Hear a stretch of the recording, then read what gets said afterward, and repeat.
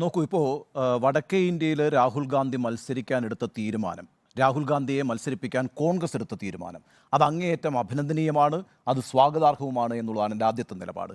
കാരണം ഇതൊരു പൊളിറ്റിക്കൽ ഫൈറ്റാണ്, ഇതൊരു പൊളിറ്റിക്കൽ ഡിസിഷനാണ്. ഈ തെരഞ്ഞെടുപ്പിൻ്റെ പ്രാധാന്യം നാം ആവർത്തിച്ചു പറഞ്ഞിട്ടുള്ളതുപോലെ ഈ 2024 നടക്കാൻ പോകുന്ന തെരഞ്ഞെടുപ്പ് എന്ന് പറയുന്നത് ഒരു ചെറിയ തെരഞ്ഞെടുപ്പല്ല. ഇത് ഈ ഇന്ത്യ മഹാരാജ്യത്ത് ജനാധിപത്യം നിലനിൽക്കണോ വേണ്ടയോ എന്ന് തീരുമാനിക്കപ്പെടുന്ന തെരഞ്ഞെടുപ്പാണ്.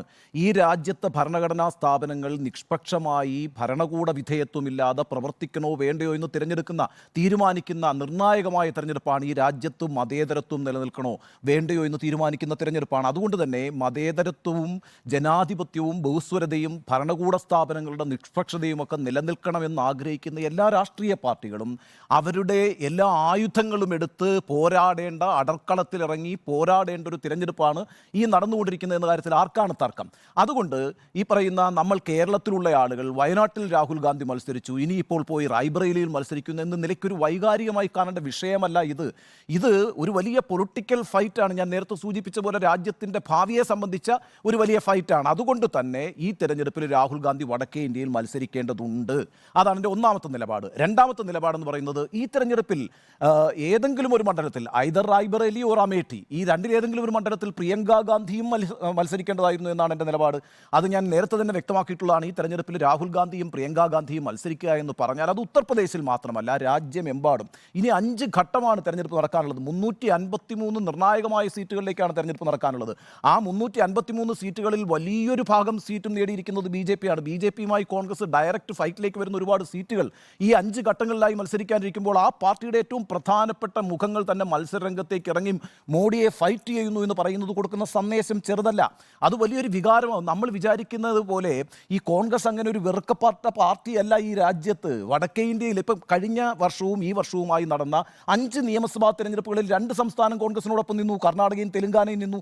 ഇനിയിപ്പം നഷ്ടപ്പെട്ട ഛത്തീസ്ഗഡ് ആയാലും രാജസ്ഥാനായാലും മധ്യപ്രദേശ് ആയാലും അവിടേക്കുള്ള വോട്ട് പെർസെൻറ്റേജ് ചെറുതാണോ? 41% വോട്ടുണ്ട് മധ്യപ്രദേശിൽ കോൺഗ്രസിന്, 46% BJP-ക്കുള്ള, 5% വ്യത്യാസമുണ്ട്. എങ്കിൽ കൂടി 41% എന്ന് പറയുന്ന ഒരു ഫോർമിഡബിൾ വോട്ട് പെർസെൻറ്റേജ് ആണ്. ഛത്തീസ്ഗഡിൽ 42% വോട്ടുണ്ട്. അതേപോലെ തന്നെ രാജസ്ഥാൻ വളരെ കൗതുകരല്ലേ, 39% വോട്ടാണ് കോൺഗ്രസിന് അവിടെയുള്ളത്, 41% BJP-ക്കുള്ളത്. 2% വ്യത്യാസത്തിലാണ് രാജസ്ഥാൻ കഴിഞ്ഞ പ്രാവശ്യം പിടിച്ചെടുത്തത് BJP. ആ അർത്ഥത്തിൽ വലിയൊരു പാർട്ടി തന്നെയാണ്. ആ ദേശീയ പാർട്ടി എന്നുള്ള നിലയ്ക്ക് അതിന് വലിയൊരു അംഗീകാരവും ഇപ്പോഴും ജനങ്ങളുടെ മനസ്സിൽ സ്വാധീനവുമുണ്ട് എന്ന് ഞാൻ കരുതുന്നു.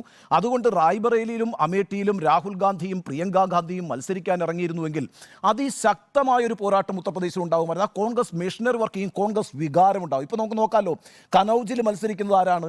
അഖിലേഷ് യാദവാണ് മത്സരിക്കുന്നത്. അഖിലേഷ് യാദവിൻ്റെ ഭാര്യ ഡിംപിൾ യാദവ് കഴിഞ്ഞ തവണ കനൗജിൽ പരാജയപ്പെട്ടതാണെന്നേ, 12,000 വോട്ടിന്. എന്നിട്ട് കൂടിയും അദ്ദേഹം ഇറങ്ങി മത്സരിക്കുന്നു എന്ന് പറയുന്നത് ഈ പറയുന്നൊരു വലിയ സന്ദേശം കൊടുക്കാൻ വേണ്ടിയിട്ടാണ്. അതോടുകൂടി സമാജ്വാദി പാർട്ടി ഉഷാറായി, ഊർജ്ജസ്വലമായി.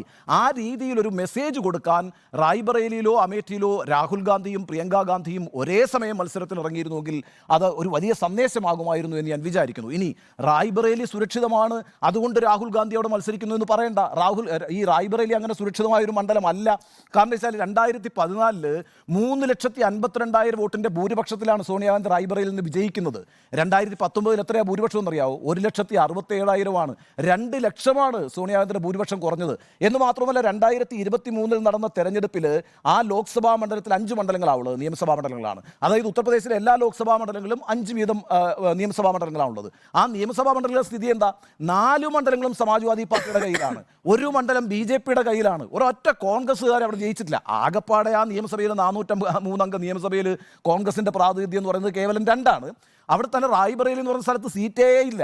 അപ്പോൾ ഒട്ടും തന്നെ സുരക്ഷിതമായൊരു മണ്ഡലമല്ലെന്ന് മാത്രവുമല്ല, റായ്ബറേലി പല പ്രാവശ്യം 3 തവണ കോൺഗ്രസിനെതിരായിട്ട് വിധി എഴുതിയിട്ടുണ്ട്. അതിന് നമുക്ക് മറക്കാൻ പറ്റാത്ത വിധിയെഴുത്ത് 1977 1977 അടിയന്തരാവസ്ഥയ്ക്ക് ശേഷം ഇന്ദിരാഗാന്ധി അവിടെ മത്സരിക്കുമ്പം സംയുക്ത സോഷ്യലിസ്റ്റ് പാർട്ടിയുടെ സ്ഥാനാർത്ഥിയായ രാജ്നാരായണൻ ഇന്ദിരാഗാന്ധിയെ തറപറ്റിക്കുകയാണ് റായ്ബറേലിയിൽ. അതേപോലെ തന്നെയാണ് 96-ലും 98-ലും. അന്ന് ഗാന്ധി കുടുംബത്തിൽ ആരും തന്നെ രാഷ്ട്രീയത്തിലില്ല എന്ന് നമ്മൾ മനസ്സിലാക്കണം. 98-ലാണ് സോണിയാഗാന്ധി ഈ പറയുന്ന കോൺഗ്രസിൻ്റെ അധ്യക്ഷയായി വരുന്നത്. 92 മുതൽ മുതൽ നരസിംഹറാവുവും കേസരിയും കൂടിയാണ് കോൺഗ്രസ് നയിച്ചുകൊണ്ടിരുന്നത്. അപ്പോൾ 96-ൽ നടന്ന തെരഞ്ഞെടുപ്പിലും 98-ൽ നടന്ന തെരഞ്ഞെടുപ്പിലും അവിടെ BJP വിജയിച്ചിട്ടുണ്ടേ റായ്ബറേലിയിൽ. ഇതേ സ്ഥിതി തന്നെയാണ് അമേഠിയിലും ആദ്യം ജയിക്കുന്ന BJP സ്ഥാനാർത്ഥി അല്ല സ്മൃതി ഇറാനി. 98-ൽ അശോക് സിംഗ് എന്ന് പറയുന്ന സഞ്ജയ് സിംഗ് എന്ന് പറയുന്ന ആൾ അവിടെ BJPയുടെ സ്ഥാനാർത്ഥിയായിട്ട് വിജയിച്ചിട്ടുണ്ട് 98-ൽ. 99-ലാണ് പിന്നെ സോണിയാഗാന്ധി അവിടെ മത്സരിക്കാൻ വരുന്നത്. 2004-ലാണ് ആ മണ്ഡലം രാഹുൽ ഗാന്ധിക്ക് വിട്ടുകൊടുത്തുകൊണ്ട് റായ്ബറേലിയിലേക്ക് സോണിയാഗാന്ധി വരുന്നത്. അപ്പം സ്മൃതി ഇറാനിയുടെ വരവ് വളരെ പ്രധാനമാണ്. ഞാൻ പറയുന്നത് അമേഠിയിൽ പോയിട്ട് ജയിക്കുക എളുപ്പമല്ല കേട്ടോ. അതിൻ്റെ കാര്യം എന്താണെന്ന് വെച്ചാൽ 2014 അമേഠിയിൽ മത്സരിക്കുമ്പം 1 ലക്ഷത്തിലേക്ക് രാഹുൽ ഗാന്ധിയുടെ ഭൂരിപക്ഷം ചുരുക്കിക്കൊണ്ടുവരാൻ സ്മൃതി ഇറാനിക്ക് കഴിഞ്ഞിരുന്നു. എന്നാൽ പക്ഷേ അവിടെ നിന്ന് പിന്നെ ഒരു ദിവസം പോലും മാറി നിൽക്കാത്ത രീതിയിൽ നിരന്തരമായിരുന്നു സ്മൃതി ഇറാനിയുടെ പ്രവർത്തനം എന്ന് പറയുന്നത്.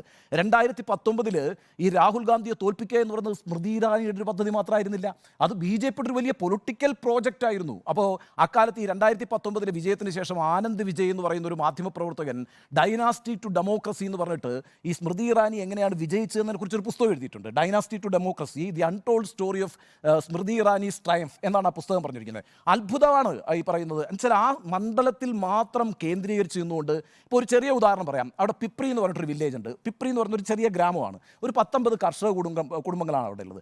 അതിലെ കൂടിയാണ് ഈ ഗോമതി നദി ഒഴുകുന്നത്. ഈ നദി കരകവിഞ്ഞൊഴുകുന്നതോടുകൂടി ഇവരുടെ ഈ കൃഷിയിടങ്ങൾ മുഴുവൻ അങ്ങ് നശിക്കും. ഇതൊരു ചെറിയ പ്രശ്നമാണ്. എന്നാൽ ഇവരവിടെ പോയിട്ട് അവിടെ ഒരു വലിയ ബാരേജ് ഉണ്ടാക്കുകയാണ്. എന്തിനാണ്? ഈ ഗവൺമെൻറ്റിൽ നിന്ന് ഫണ്ടൊക്കെ സംഘടിപ്പിച്ചിട്ട് അവിടുത്തെ ഓർഗനൈസേഷൻ മുഴുവൻ ഇറക്കിക്കൊണ്ട് ഈ 50 ഫാമിലിയുടെ പ്രശ്നം അങ്ങ് പരിഹരിച്ചു കൊടുക്കുകയാണ്. എത്ര വോട്ടാണ് മാറുന്നതെന്ന് നോക്കൂ. അതേപോലെ തന്നെയാണ് ഈ ലോക്കൽ കോൺഗ്രസ് ലീഡേഴ്സിനെ മുഴുവൻ ഇവർ പിടിച്ചിട്ട് ഇപ്പുറത്തോട്ട് കൊണ്ടുവരുന്നത്. ഇങ്ങനെ കൊണ്ടുവന്ന് കഴിയുമ്പോൾ എന്താ പറ്റുക? ഒരു ലീഡർ മാത്രമല്ല വരിക, അയാളുടെ കൂടെ ഒരു 100 വോട്ട് കൂടി വരും. ഈ രീതിയിൽ ഡേ ടു ഡേ ബേസിസിലാണ് 2014 മുതൽ 19 വരെ സ്മൃതി ഇറാനി അവിടെ പ്രവർത്തിച്ചത്. എളുപ്പമല്ല. ഇപ്പോൾ നമ്മളൊരു 100 കിലോമീറ്റർ ഉള്ളൂ ലക്നൌയിൽ നിന്ന് അമേഠിയിലേക്ക് എത്താൻ, 80 കിലോമീറ്റർ ഉള്ളൂ റായ്ബറയിൽ എത്താൻ. ഈ 2 മണ്ഡലത്തിലും ഞാൻ പോയിട്ടുണ്ട്. അതിൻ്റെ ഒരു ചരിത്ര പ്രാധാന്യം കൊണ്ട് പോയിട്ടുണ്ട്. ഈ 2 മണ്ഡലത്തിലും വികസനം എന്ന് പറയുന്നത് ആ കാലഘട്ടത്തിലൊന്നും എത്തി നോക്കിയിട്ടില്ല. അവർ ഈ പറയുന്ന കോൺഗ്രസിൻ്റെ ഒരു ലെഗസി വെച്ചിട്ട് ഇന്ദിരാഗാന്ധി, രാജീവ് ഗാന്ധി, സഞ്ജയ് ഗാന്ധി, രാഹുൽ ഗാന്ധി, സോണിയാഗാന്ധി എന്നൊക്കെയുള്ള ഒരു ലെഗസി വെച്ചിട്ട് ഇങ്ങനെ ജയിച്ചു വരികയാണ്. പലപ്പോഴും വികസനം അവിടെ ഒരു വലിയ പ്രശ്നം തന്നെയായിരുന്നു. ഇത് മാത്രമല്ല സ്മൃതി ഇറാനി അവിടെ ചെയ്തിട്ടുള്ളൂ. ഓരോ വീടുകളിലും പോയിട്ട് അവിടെ പഠിക്കുന്ന കുട്ടികൾക്ക് മുഴുവൻ, പഠിച്ചുകൊണ്ടിരിക്കുന്ന കുട്ടികൾക്ക് മുഴുവൻ സ്കോളർഷിപ്പ് കൊടുക്കും. എന്തൊരു കമ്മിറ്റ്മെൻ്റ് ആണെന്ന് നോക്കിക്കോളൂ. അതേപോലെ തൊഴിലില്ലാത്ത യുവാക്കളെ കണ്ടെത്തും. എന്നിട്ട് അവർക്കൊക്കെ ഏതെങ്കിലും ഗവൺമെൻറ് സ്കീമിൽ തൊഴിൽ കൊടുക്കും. ഈ രീതിയിലൊരു കാർപ്പറ്റ് ബോംബിംഗ് ആണ് 2014 മുതൽ 19 വരെ അമേഠിയിൽ നടപ്പാക്കിയത്. അതുകൊണ്ട് അമേഠിയിൽ കൊണ്ടുപോയി തലവെച്ച് കൊടുക്കുക എന്ന് പറഞ്ഞാൽ അവിടെ അതൊരു എന്താ പറയുക, ഒരു പൊളിറ്റിക്കൽ സൂയിസൈഡാണ്. പക്ഷേ അപ്പോഴും ഈ പറയുന്ന പ്രിയങ്ക ഗാന്ധിയെ പോലൊരാൾ ഇറങ്ങി നിന്ന് സ്മൃതി ഇറാനിയെ നേരിടുന്നു എന്ന് വിചാരിക്കുക. തോക്കട്ടെന്നേ, എങ്കിൽ കൂടിയും ഈ രാജ്യത്തിന് കൊടുക്കുന്നൊരു സന്ദേശമുണ്ട്. ആ അർത്ഥത്തിൽ ഇന്ന് പ്രിയങ്ക ഗാന്ധി മത്സര രംഗത്തേക്ക് വരാതിരുന്നതിനകത്ത് എനിക്കൊരു വിഷമമുണ്ട്. എന്നാൽ രാഹുൽ ഗാന്ധിയെ ഇറക്കാനും രാഹുൽ ഗാന്ധിയെ മത്സരിപ്പിക്കാനുമുള്ള, വടക്കേ ഇന്ത്യയിൽ മത്സരിപ്പിക്കാനുള്ള ആ പൊളിറ്റിക്കൽ ഡിസിഷൻ ഞാൻ വളരെയധികം നല്ലൊരു കാര്യമായിട്ട് കാണുന്നു. ഈ തെരഞ്ഞെടുപ്പിൽ അതൊരു നല്ല സന്ദേശം നൽകും. ഇത് ഓരോ നിമിഷവും വളരെ ശക്തമായൊരു പോരാട്ടമായി മാറിക്കൊണ്ടിരിക്കുന്നു. ഈ 24-ലെ തെരഞ്ഞെടുപ്പ് ഇത് ആവേശകരമായി മാറിക്കൊണ്ടിരിക്കുന്നു. മോദിക്കൊന്നും അനായാസമല്ല, BJPക്കൊന്നും അനായാസമല്ല, ഈ തെരഞ്ഞെടുപ്പ് ഏകപക്ഷീയമല്ല എന്ന് വരുത്തി തീർക്കുന്നതിന് വേണ്ടിയിട്ടും ആ മുന്നേറ്റം ഉണ്ടാക്കുന്നതിന് വേണ്ടിയിട്ടും കോൺഗ്രസും ഇന്ത്യ ബ്ലോക്ക് ഒന്നടങ്കവും നടത്തിക്കൊണ്ടിരിക്കുന്ന ശ്രമങ്ങൾ വലിയ രീതിയിലുള്ള നേട്ടങ്ങൾ ഉണ്ടാക്കും. അതൊരു പ്രത്യാശ നൽകുന്ന അന്തരീക്ഷമാണ് ഉണ്ടാക്കിയിരിക്കുന്നത് എന്ന് ഞാൻ മനസ്സിലാക്കുന്നു. ഓക്കെ,